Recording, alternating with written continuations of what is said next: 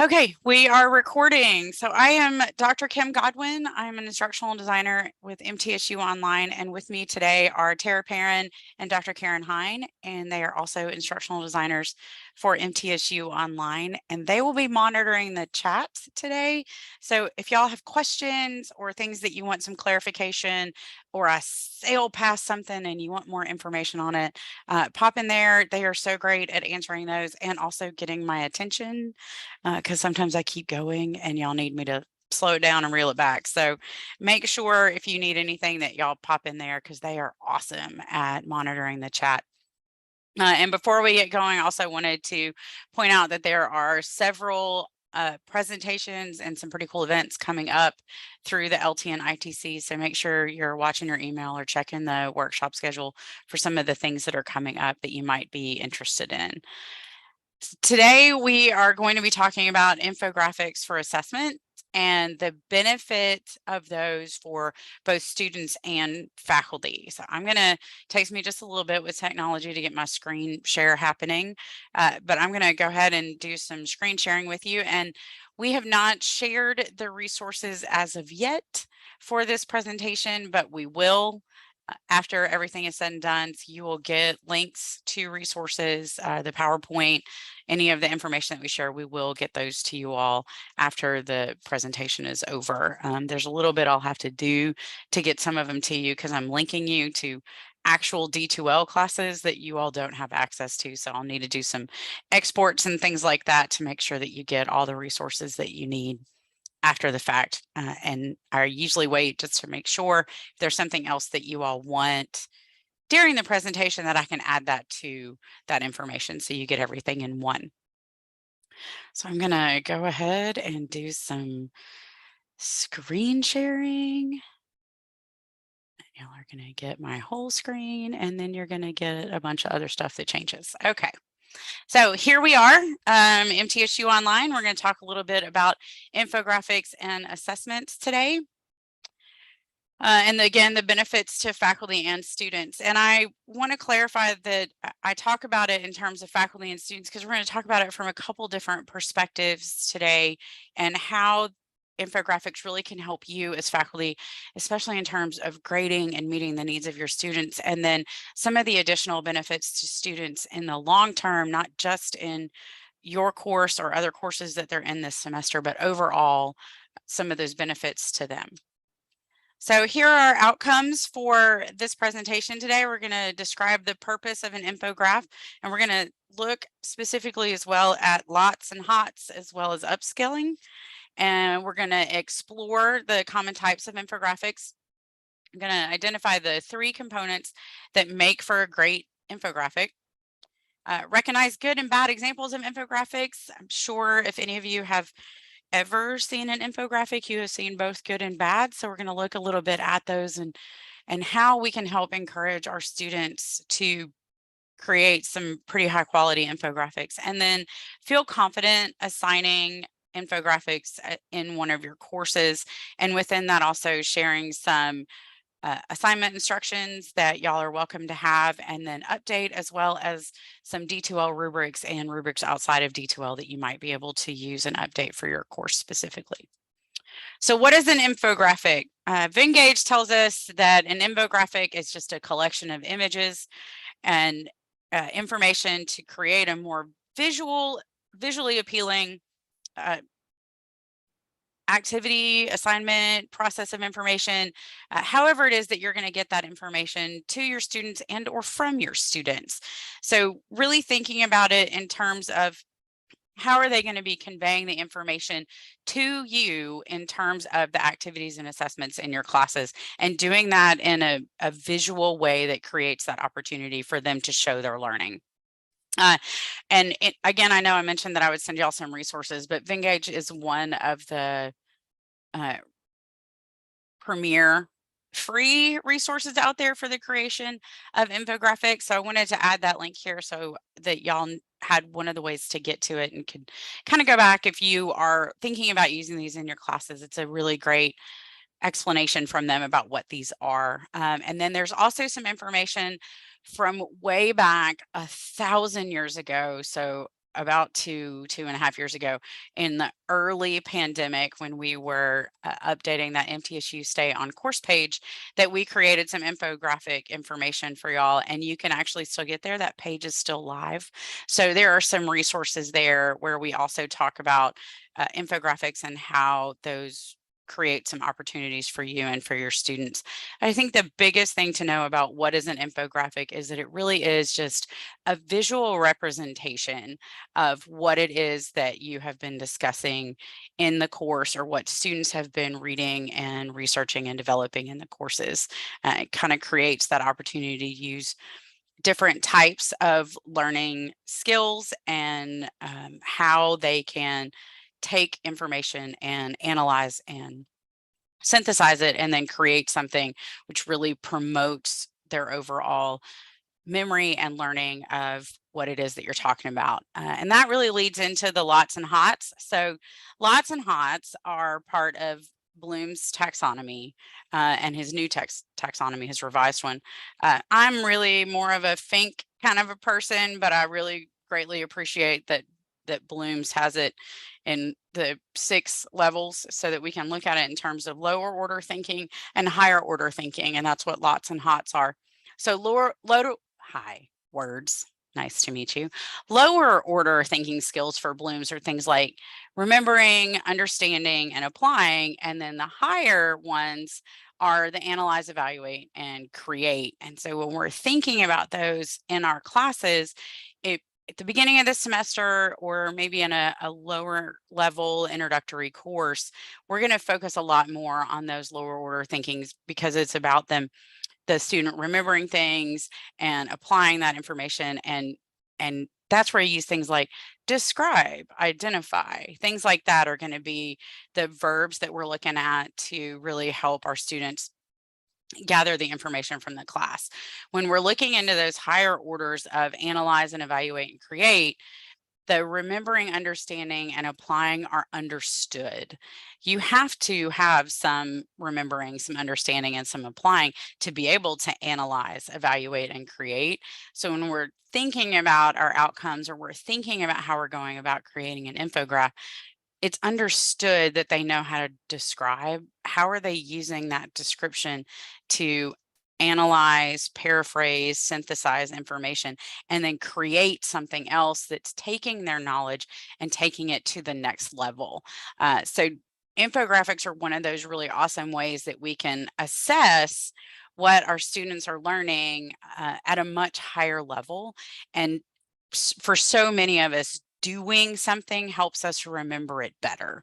And taking information and breaking it down and taking the information to build something new also emphasizes our own creativity and our own ability to show who we are and make the activity much more active and authentic in its process.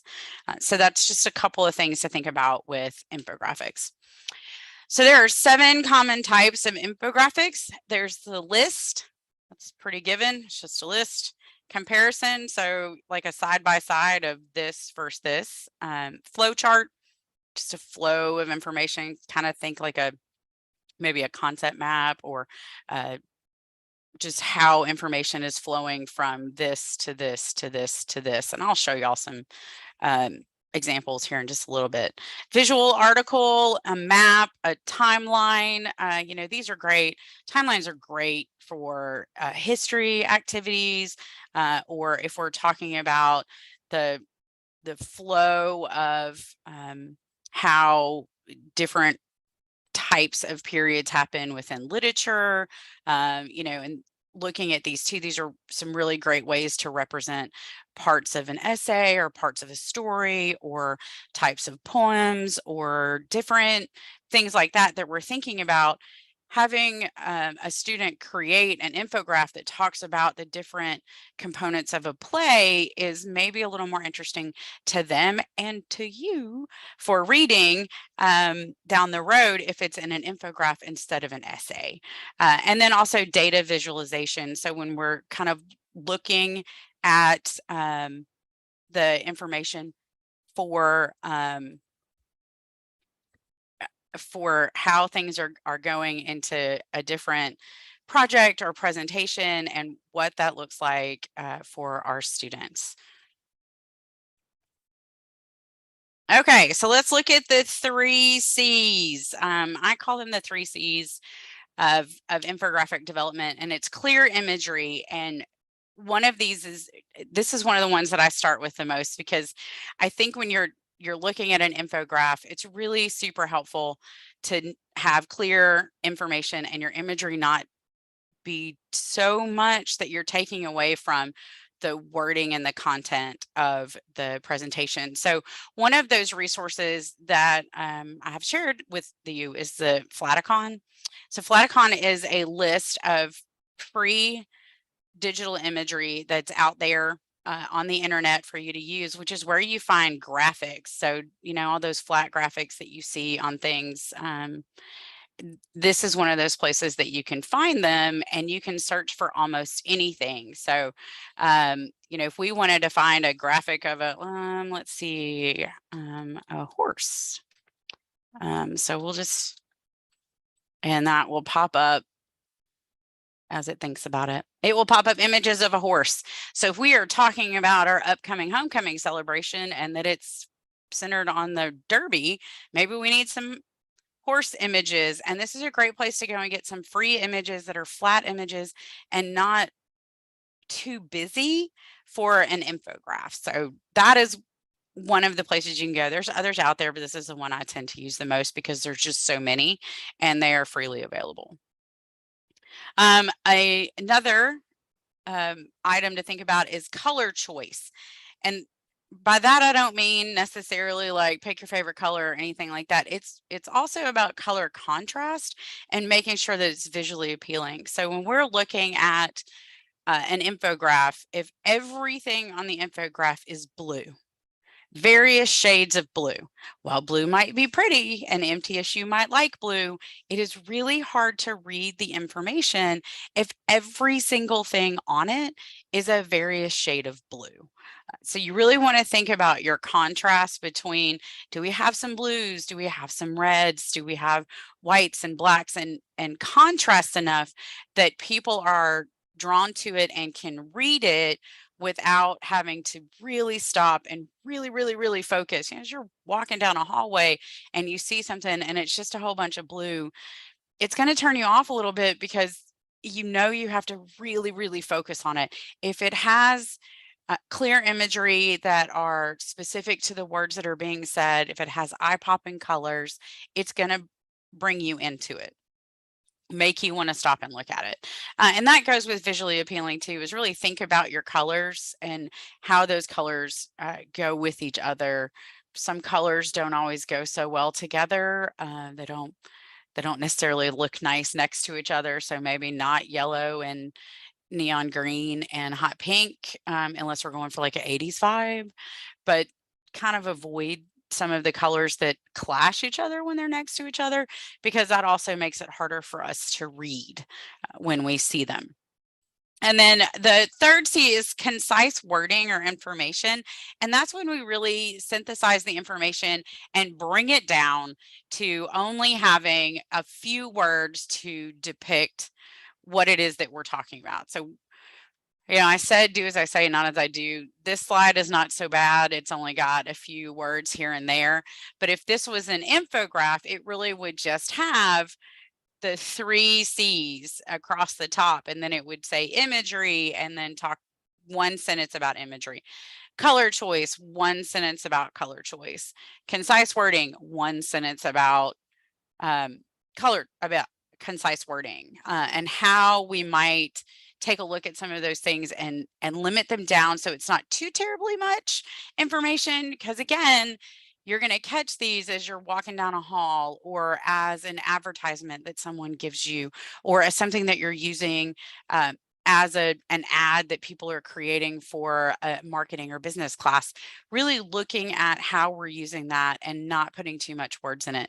Because if we're thinking about how students are synthesizing that information and taking it from an entire module of resources, or a chapter in a textbook, or an hour-long movie, or whatever it is that's the resource that they're looking at to create this, how are we taking 25 pages of information and then scaling that down to a 1-page image-based document. How are we making that happen? So I got you another little image to look at. This is actually from when Tara's presentation this summer at D2L's National Conference Fusion. This was the infographic from the introduction short live virtual presentation. And so I just wanted to show you what this infographic might look like.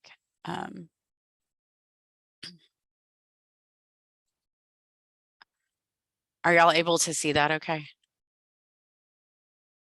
Okay.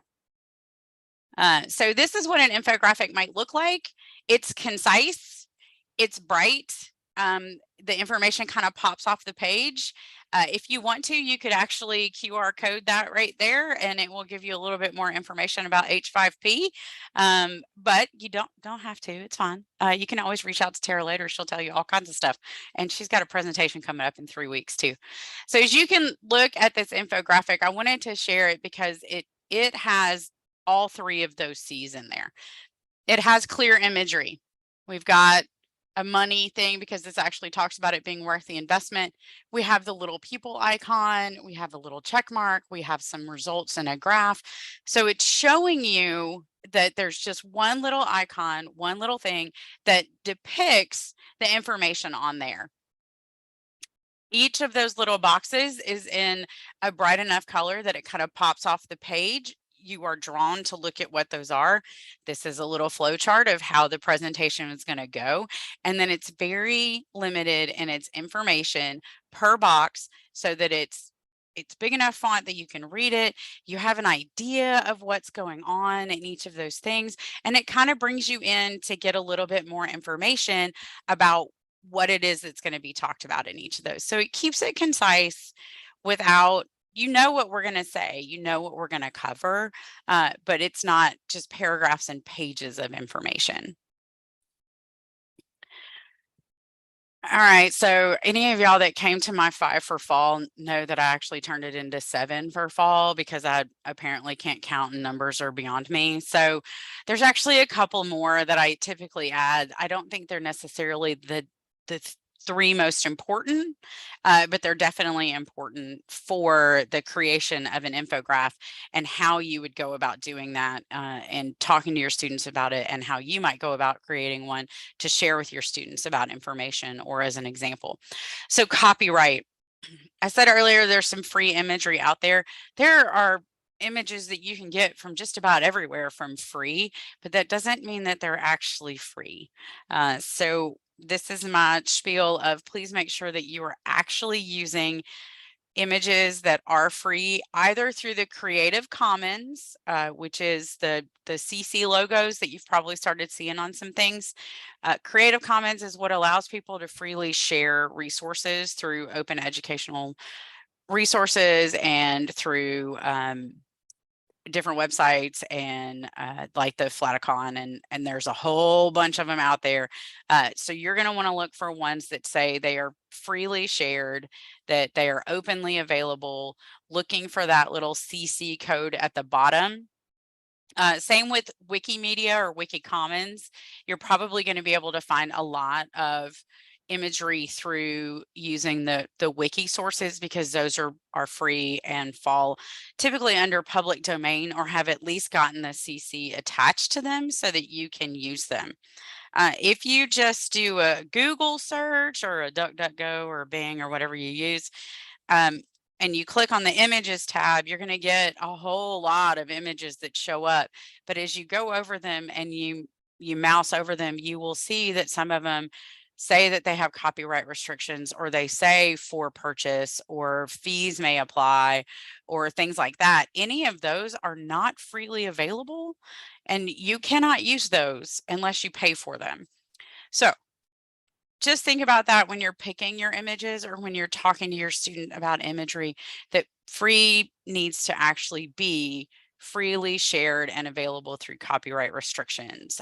Winnie the Pooh is now available, so we can all now use Winnie the Pooh, but it's the original Winnie the Pooh, not the Disney Winnie the Pooh. So kind of think about those things as we're thinking about copyright. And then my other piece of advice on this, and it's not a C, which is part of why I can't put it in there, but use a template. There are a million templates out there for infographics. You do not have to start from scratch and be the most artistically creative individual on the planet. There are a ton of templates out there that you can look through and pick the one that you're like, I like this one, it makes me happy.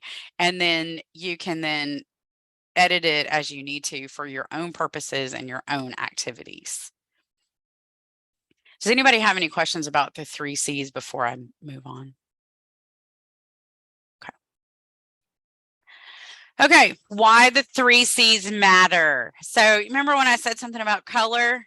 If you look up here at the red one that is predominantly red, even when that one is expanded, you can barely read it because it's red with some orangish reds in there as the texts. It's very hard to read, even when it's expanded in a really crisp, clear image, because the colors are too close together. They don't make you want to read it because you're like, that's going to be some work, and I don't think my glasses are good enough for that. So you just go right past that one. There's a lot of ways that they could have done this so that it was brighter and easier for the reader to see it. This one that has all these, I don't need all those boxes in terms of a flow chart or concept map or whatever that is. There's imagery all over that. It's got lots of lines everywhere. It's kind of hard to see and figure out what's going where and what's going on with it. There's just too much. There's too many little boxes and it's hard for us to read. We're not going to focus in on that and figure out how we're going to take that and learn from that and evaluate somebody's information. It's too much. Nobody made that concise. Sure, some of them have short words in them, but there's a million of them. And then the other one that's on there is one that in terms of the concise and the imagery and the information, there's just too many words. You don't even know where to start. You don't even know where to look. So there's nothing concise about that because there's just information everywhere. So those are some bad examples of infographics, and they're out there everywhere. If you just Google bad examples, you'll see a million of them. So those were just some that I picked because they were so bad that it provided you a better look of what bad might look like. And then these are better, or at least I think these are better. So these are some pretty clear information on how things are available and how you might be more drawn to these because the colors that have been chosen are eye-catching. They pop enough. You can easily see them from a distance or up close. You're not having to adjust things on your screen. If it's digital, you can see these. You're drawn to these. The images on these are depicting what it is that's in the infographic, because there's some out there that people will just choose the images because the images are cool, but they don't actually represent what it is that you're talking about. So looking at these and these 3 that I have chosen, they are much better examples of the color choice, the concise, and the clear imagery, because they really do depict what it is that we're talking about within these. And those are all from, just so we're aware, those are all ones that are available as templates in different resources. So now we're going to talk a little bit about assigning and grading, which I think is probably what y'all are here for. You're like, great, Kim, thanks. I've seen an infographic. Can we talk about the part that matters? Sure. So we're here to talk about assigning and grading and what those infographics look like for you and for your students in terms of how are they taking this information and moving it forward. So the number one thing that I want to look at with this, outside of what we've already talked about student learning and engagement and connection to resources and them being able to take a lot of information and scale it down and focus it and develop a resource that accentuates their creativity, allows them to be active learners, allows them to show you that they're learning. You are able to measure what they're learning in an infographic just as you would in, say, a paper or a presentation, and maybe even better because they're having to show you their paraphrasing and how they were able to take that information and really make it condensed and describe it to you as if you are an outsider that didn't know anything about it, without it being a 10-page paper or a 20-minute presentation, either live or recorded, with PowerPoint slides that you have to go through. So I want you to just for a second think about how long it took you the last time you graded a 10-page paper. Just for a second, think about that, or a 20-minute presentation. How long did it actually take you to read those and grade those and focus on whether or not the students were meeting the outcomes and showing you that they have an understanding of the topics that were being covered? Now I want you to think about how long it might take you to look at an infograph and determine whether or not the student is getting the basic concepts and tying the information together. So thinking about your time, a 20-minute presentation at minimum is going to take you 20 minutes. And then you're also going to have to review their PowerPoint slides, and you're going to need to make comments on their presentation, make comments on their slides, really help them add additional information and do some extra, even in a rubric, do some extra feedback based on the presentation, based on the slides. If it's an infographic, it's going to take you 2 to 5 minutes, maybe, to look at an infographic and assess the same things. You get to quickly pop at it. You see what's on there, see what the student is saying. Are they making the connections that you needed them to make? Are they engaging in the resource? Is that happening? And then there's that extra little benefit of the student is also upskilling. They're learning how to do something that they're so much more likely to use out in the world in their job. We were talking earlier, the instructional designers were talking earlier, and not often in my instructional designer position do I write a paper. It's not a common occurrence for me. As a faculty member, I write a few more, but as an instructional designer, I don't write a lot of papers, but we actually create a lot of infographics. We do that on the regular. So this is something that if as an institution, as a mission and vision for our institution, that we're preparing our students for the workforce, we're preparing them to be engaged employees when they leave, are we providing them with that skill set that's helping them go to that next level when they go to their job and someone asks them to create an infographic? Have we given them an opportunity in a safe environment of our classroom learning to practice and learn how to use a resource that they're likely to use out in the non-academic world? So that's just something to think about with that. Is it's faster for you. It's also kind of fun to look at because you get to see their creativity and all of the different colors and all of the different layouts and all the different templates that they end up using, because they get to put so much active choice into their learning and their creation of an infographic.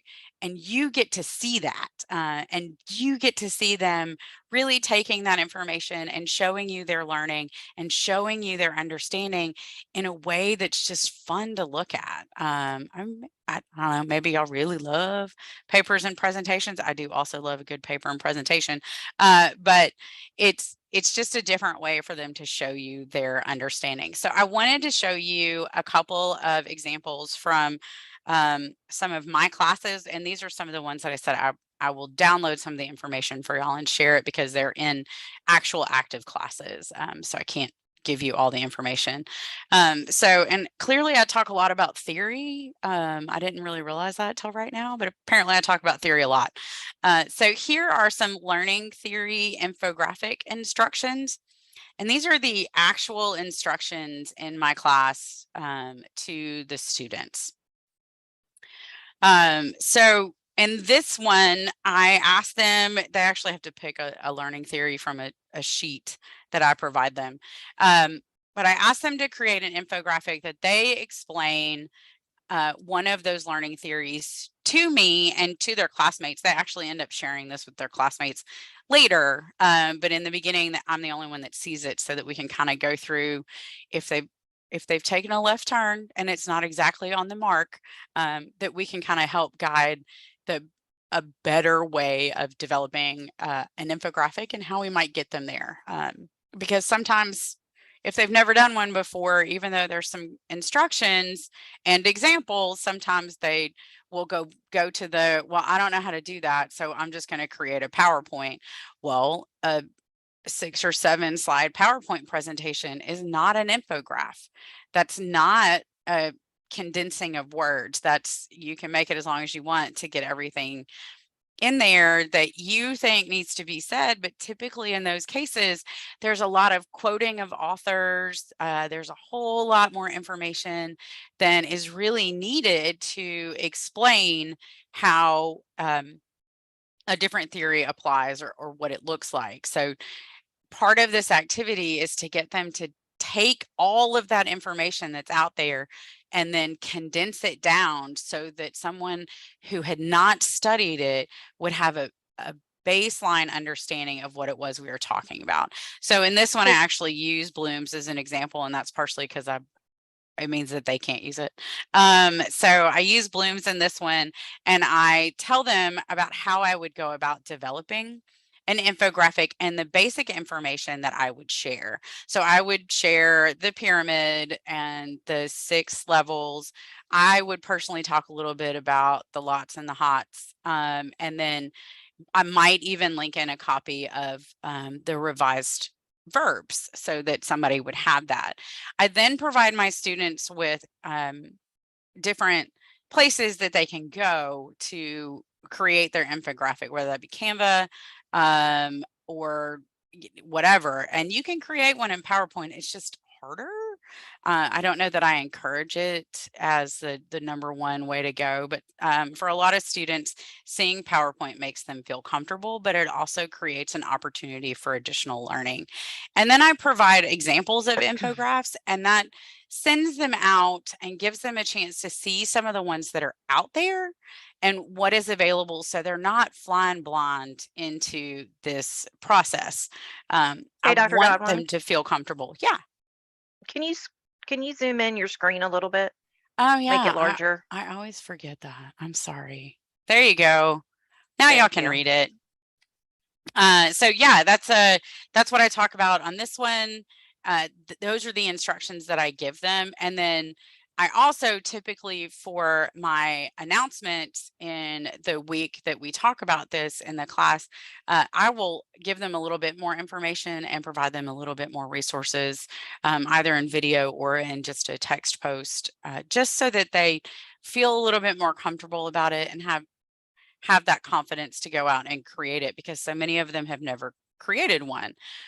Some of the feedback that I get from that is that they'd never done one before. They were completely freaked out when they went to do it the first time, but once they've created the first one, they then see themselves using them almost immediately in their work environment, which is sort of awesome. That there's something that they're using and then they get to use it in their real world right away. And one thing to note, and I'll give y'all some of the links to some of these other infographic companies, is MTSU does not have a contract with any of these companies. So be very aware with your requirements in terms of security. We cannot require students to use a certain one because they have to make the choices in terms of which ones they're going to go to. Free, a lot of them are free, most of them are free, but they also, if they sign up for a free account, need to be aware of their own security choices, and we can't require other students to make security decisions for an external resource. So I know that's not as fun as some of the other topics, but that's why it is that it's not go to Canva and use this. All right, and then I wanted to show you the rubric that I actually use in this class to grade that Dropbox.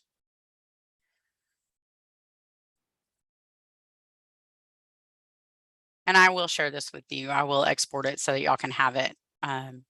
So this is my learning theories infographic rubric, and it's a D2L rubric. This is a 50-point activity, and this is my rubric. So remember a minute ago when we were talking about how long does it take you to grade a 10-page paper or a 20-minute presentation with slides?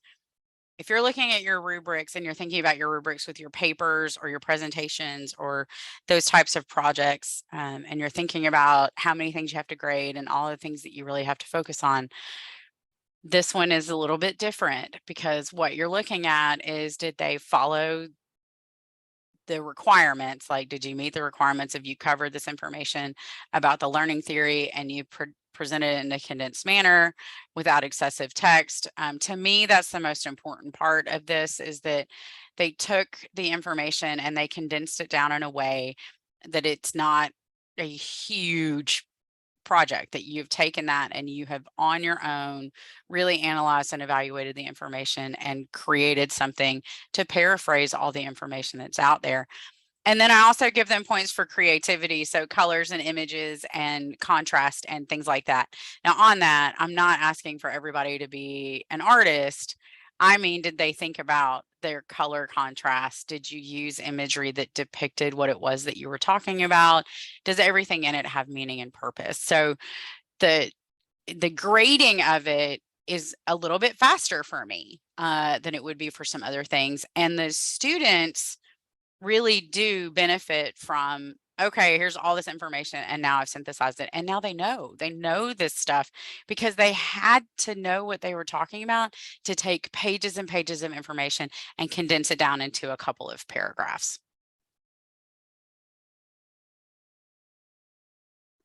And then I was going to show you another one. This is organizational theory instructions. So these are slightly different, similar because I use kind of same things. This one is in a discussion. So they are asked to pick a perspective, and there's actually all the threads are below, and asked to pick a variance. And this one is really, so organizational theories, there's so many of them out there. And it is a little bit overwhelming for us to really read and learn and understand all of them. So by having them each go out and pick one that they really study and then present it, you get this extra added bonus of students are becoming very aware of their own. They really go in and they look at and they research and they study and they create in their own, the one that they picked. But by sharing an infographic, or in this one, I let students do a lot of choice. I really believe in the autonomy of their activities and assessment. So they could choose an infographic, a podcast, a video, a brief paper, really anything works for them. But when they are able to take the information and really condense it down, they are learning. And then when they're sharing it out with their classmates are also learning a little bit, enough to know what that one is about without feeling like they have to be experts. So it's really giving an opportunity for all of us to get an overview, and for some of us to get a very in-depth understanding of what it is these different ideas are talking about. So it creates a level of knowing.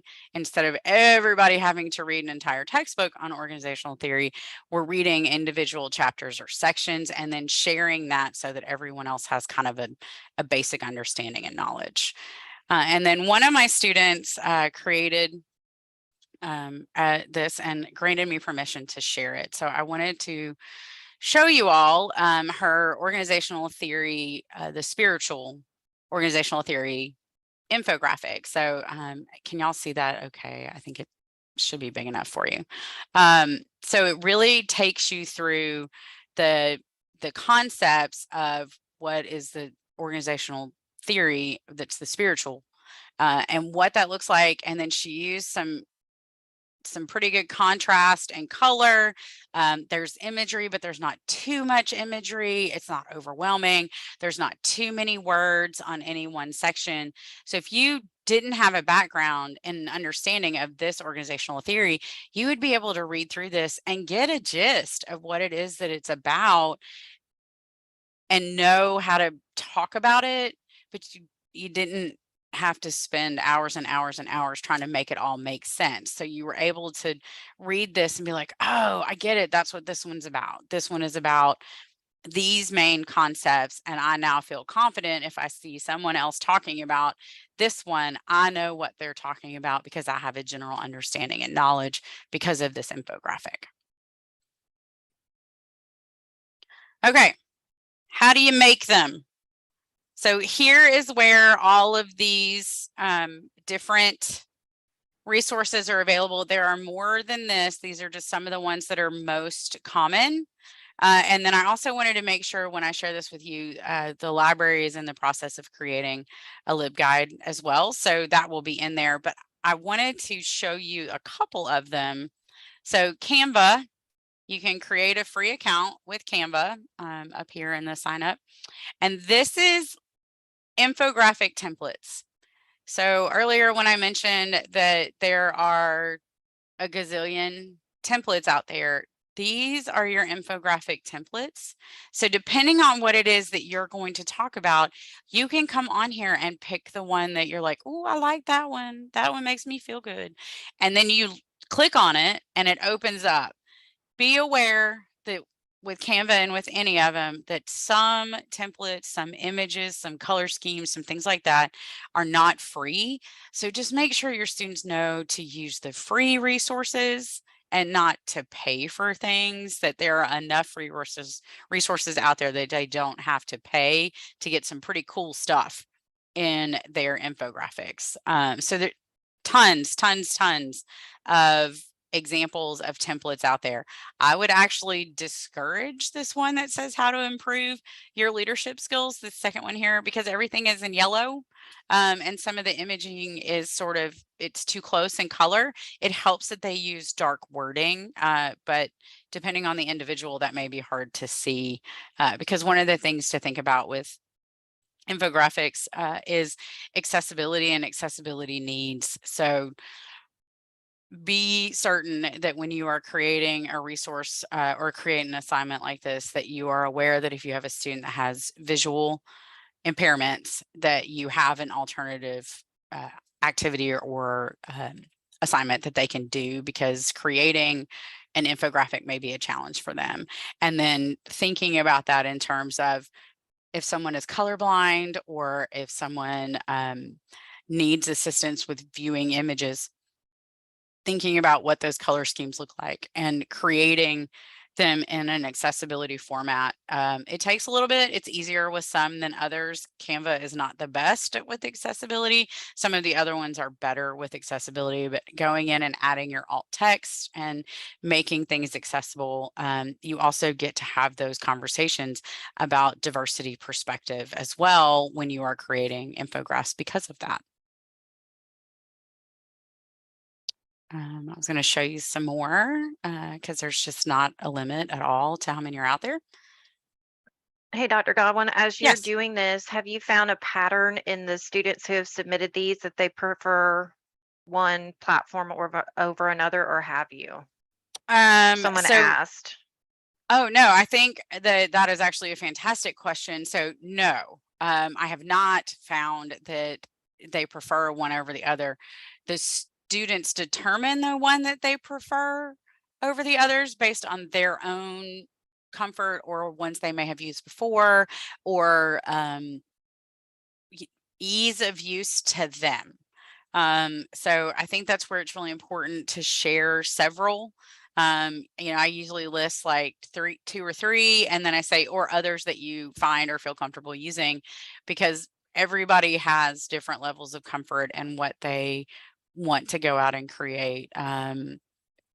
The Venngage and Canva are the ones that I've seen used the most in my classes, but I have seen just about every resource out there used. And a lot of it does come back to students' choice. When they log in, they'll click on a bunch of them and they log in. And if they feel overwhelmed by the welcome page, they tend to leave that one and go to another one. So it's about which one speaks to them. And that does also, in that, give them that extra level of choice in terms of how are you going about creating this and which one are you creating. I have had it a few times that within one class, I've had the same template be used 3 or 4 times, which is actually really interesting because there's so many out there that amongst 15 people in a class that the same template's used 3 or 4 times, but they all look so different because it's the students' creativity that goes into it and the imaging they use or the wording they use, that even though there was the same template, they are so diverse in how they convey the information that it really kind of adds some excitement to grading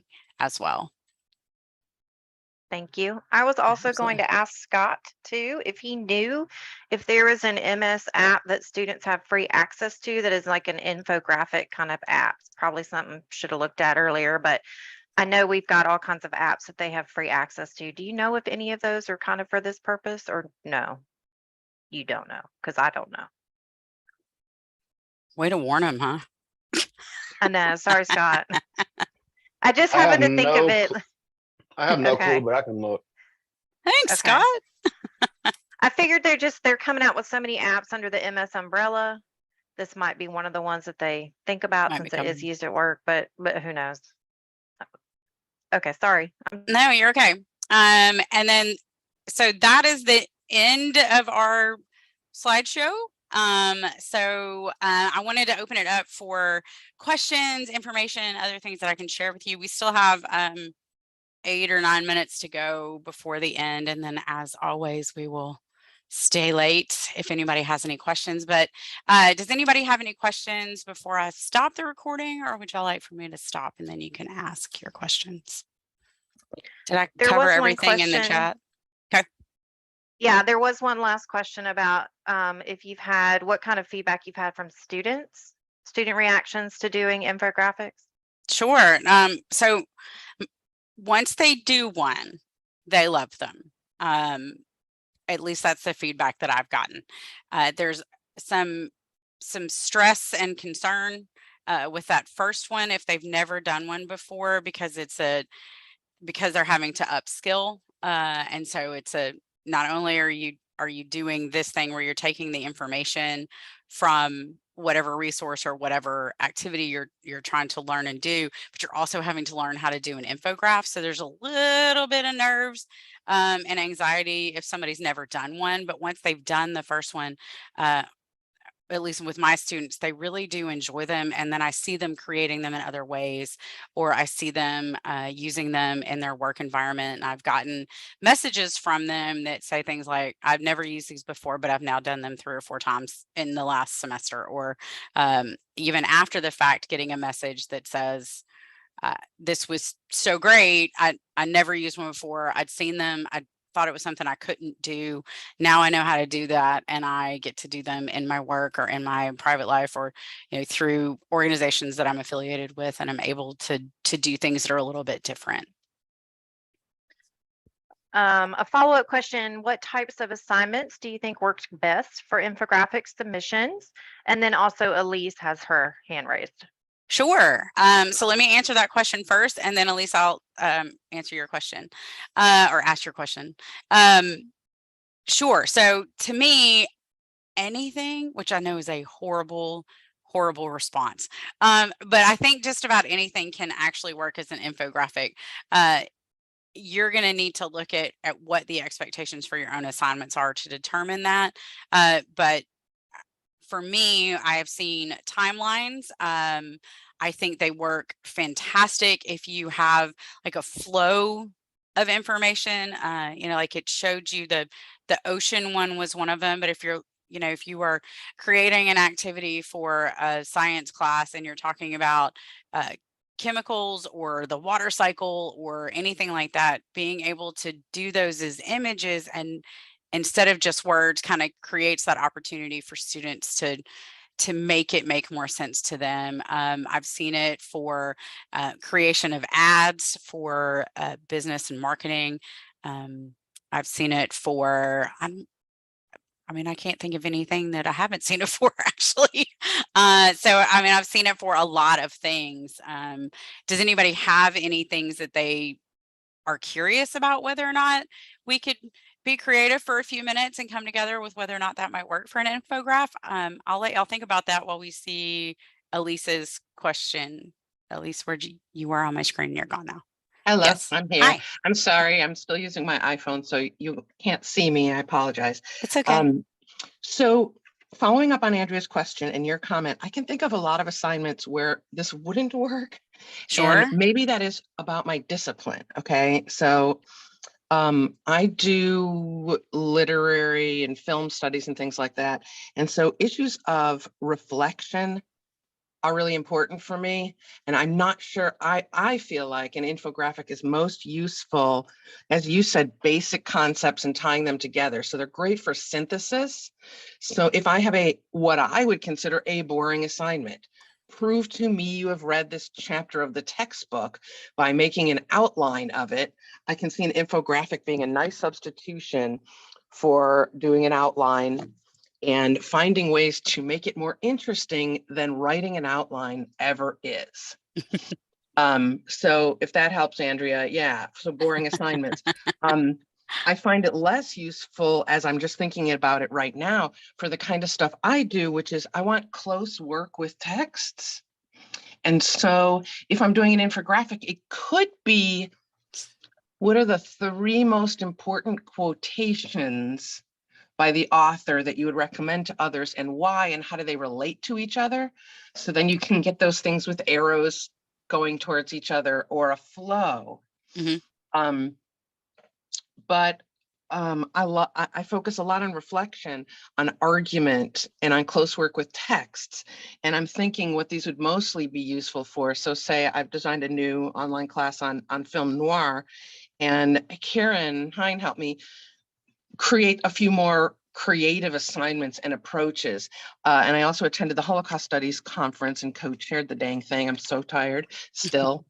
But someone spoke there about an assignment that involved having people read excerpts, and you decide is the person that and then you have the other students, instead of reading them, listen to the other students read them, and then decide whether they're dealing with perpetrators, victims, or bystanders. What do they know about their circumstances and stuff like that? And I'm not sure I would do that as an infographic, although I think you could. I But think the you main thing could. I'm thinking might work is they read this chapter on film noir and its origins.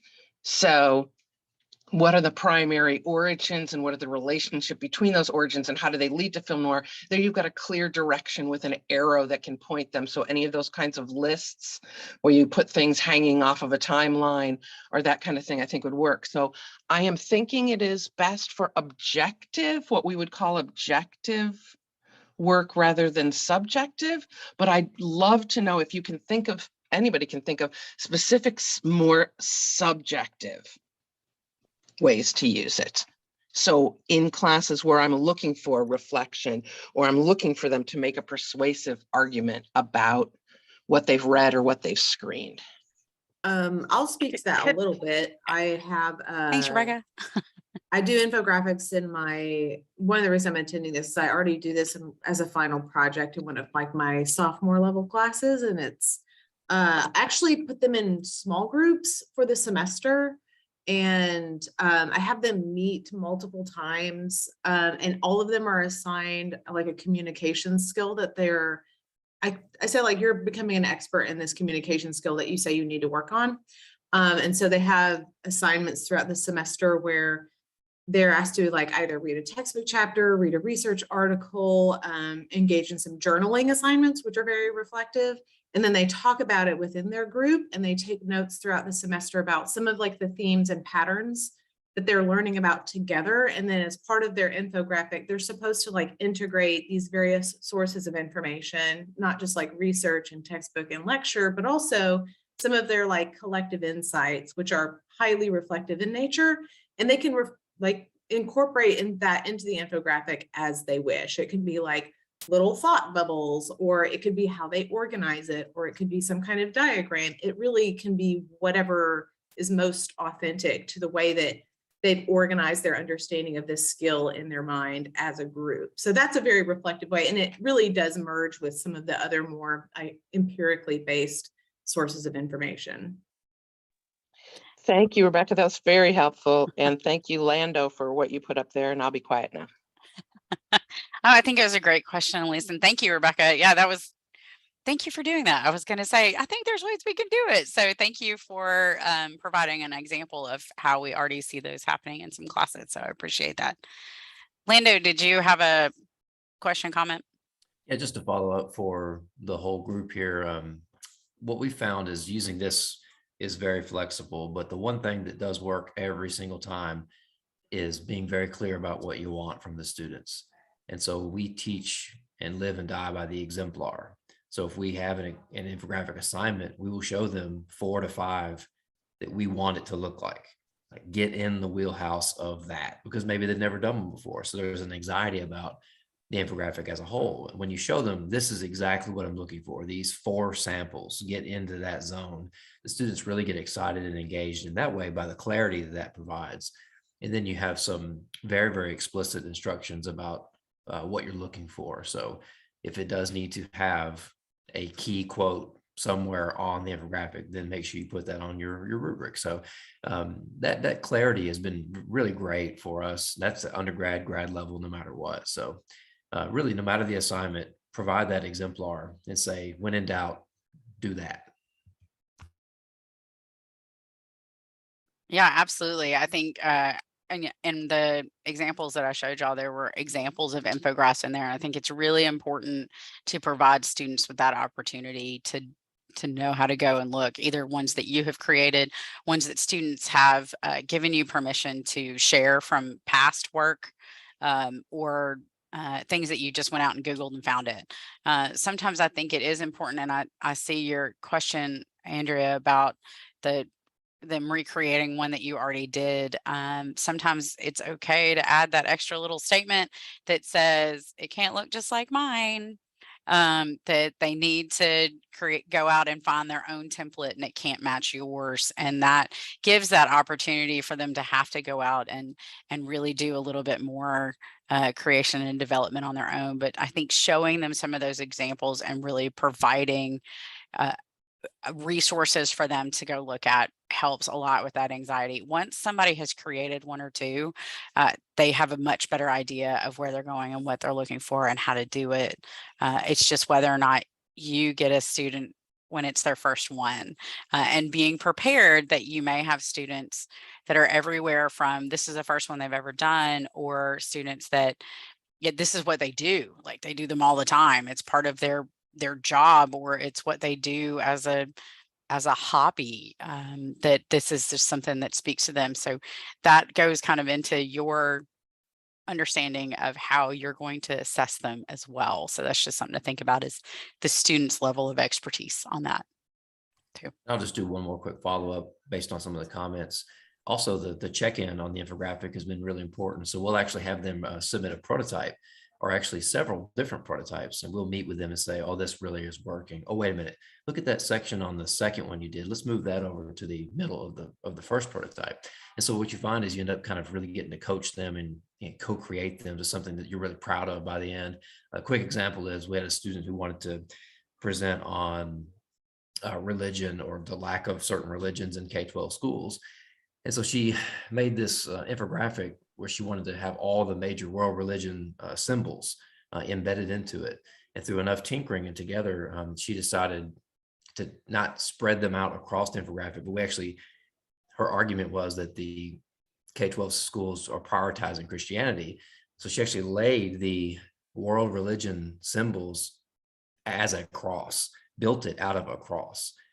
And we were like, oh my gosh, that's powerful. And so that's never been seen before in an infographic from what we could find. And that took about 5 or 6 drafts for her to get that big idea. So we really enjoyed that tinkering process with the students. Thank you. That's a great option. I hope that student lets you share it, because that sounds kind of cool. I do have it. Yes. Good. Does anybody else have any other questions about infographics, or comments, or needs, wants, otherwise? Okay. I'm going to stop recording. Yay.